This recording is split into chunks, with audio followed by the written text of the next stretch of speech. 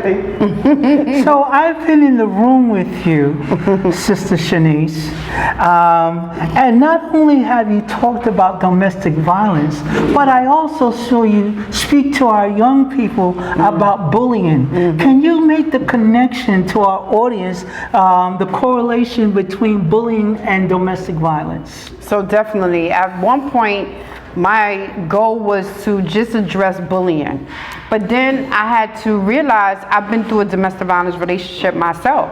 So once I did my research on what is bullying and what is domestic violence, it was the umbrella of DV. So we have bullying, we have intimate partner violence, we have elderly abuse, we have child abuse, we have all these different type of abuse that bullying was the baby, is the baby of domestic violence. So when I start putting together different workshops for our youth and talk about the unhealthy and healthy relationships on just people, period, it becomes a situation. So especially the unhealthy part, it becomes a behavior that we need to break.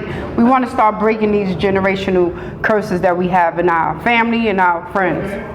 Yeah, and I think what is so phenomenal about you and your husband, my nephew, the God I be, Brother Joe, is that I watched you at the African American parade and how not only the women but us men, and I was well at the time, we rallied behind the women, protect her. And so how does it feel to have a protector in your life, to have a man who's willing to go to the ends of the earth with you, to have this lucky man, you know, by your side, because not every woman is lucky enough to have a man like this brother right here. And he is lucky that he has someone who pick up his clothes behind him.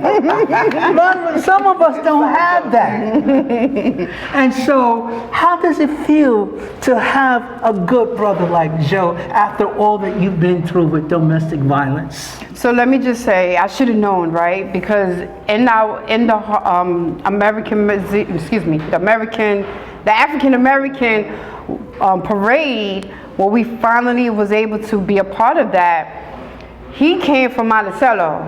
That's number one, and he was always on my side, and everybody was looking like, who's this dude on your side? And I was like, I don't know.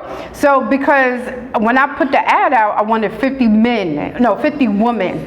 And then the men was involved. And I couldn't let the men be out of it. I mean, come on. So I was like, let's have the men on the outside as the kings, protecting the queens. And then from there, I started looking at him more. I started talking to him more. I started calling him more. And then all of a sudden, we start building, until we build a yes, I do, and yes.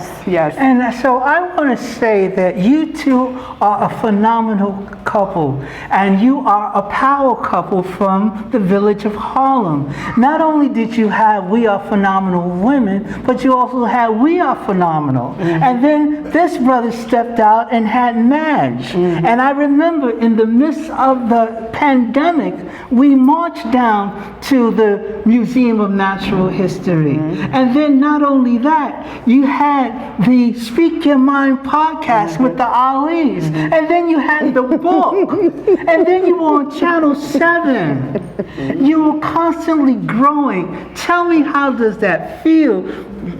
I don't know how to feel. I just do it, and I got him to support and just do it with me. And then I have friends and family that just do it with me. I say, Brother Mark, I want to do this. He be like, all right, let me get some sisters in the room. Babe, I want to do this. All right, come on, let's go. You know, and listen, I'm just so blessed, so grateful. I could reach her in the middle of her nap, and she be like, I was asleep, but now I'm up, sister friend. So it just feels good to have a good, supportive community that's a part of We Are Phenomenal Women. And so I have to ask, as we wind down, and Sister Mekha, I'm so glad that she has someone like you by her side. What made you want to have this Women's Empowerment Summit today? made you want to do that at this particular point in time? What was the inspiration behind that? I'm a woman.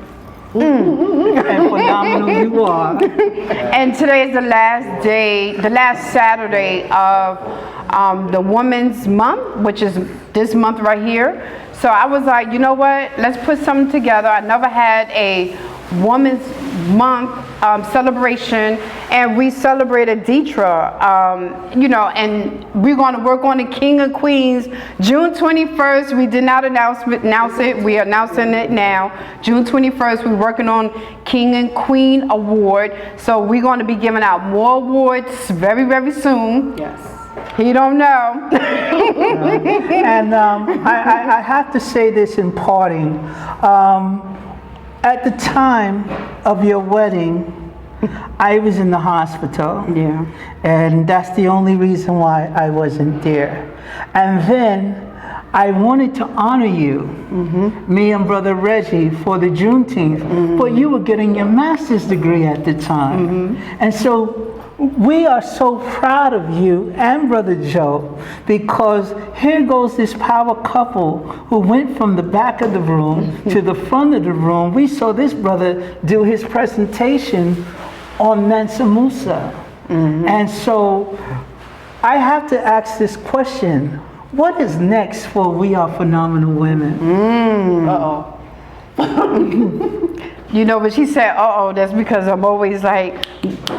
So, like we said, June 21st, we're going to do the King and Queen event, community gala that we're putting together now, Mekha, myself.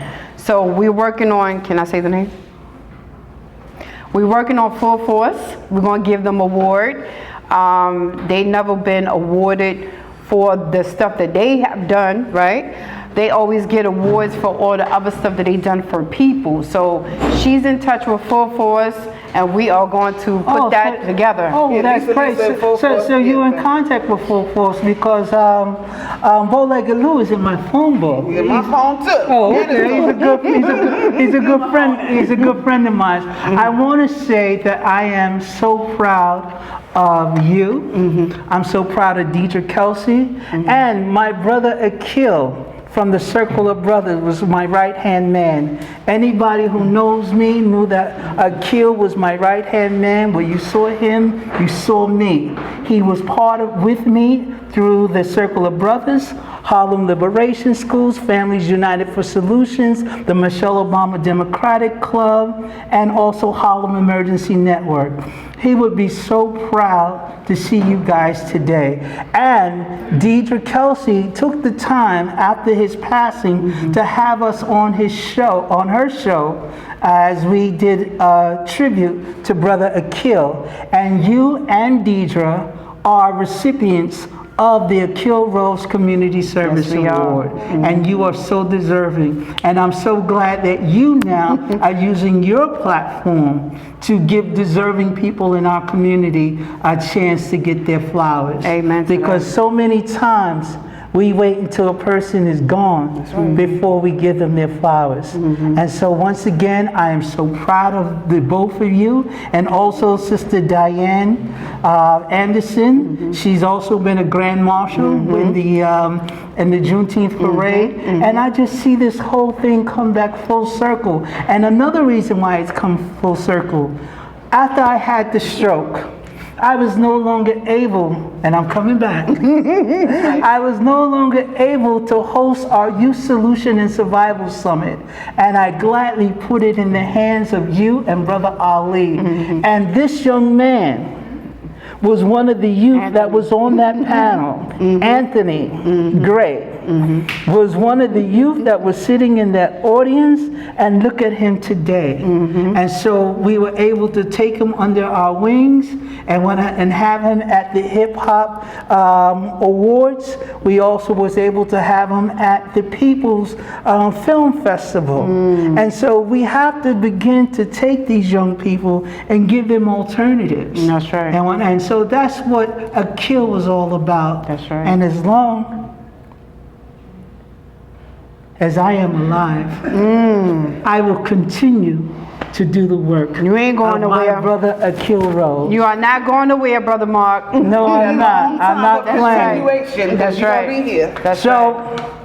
for all of those out there, thank you, and I appreciate you. God bless. God bless you. Thank you.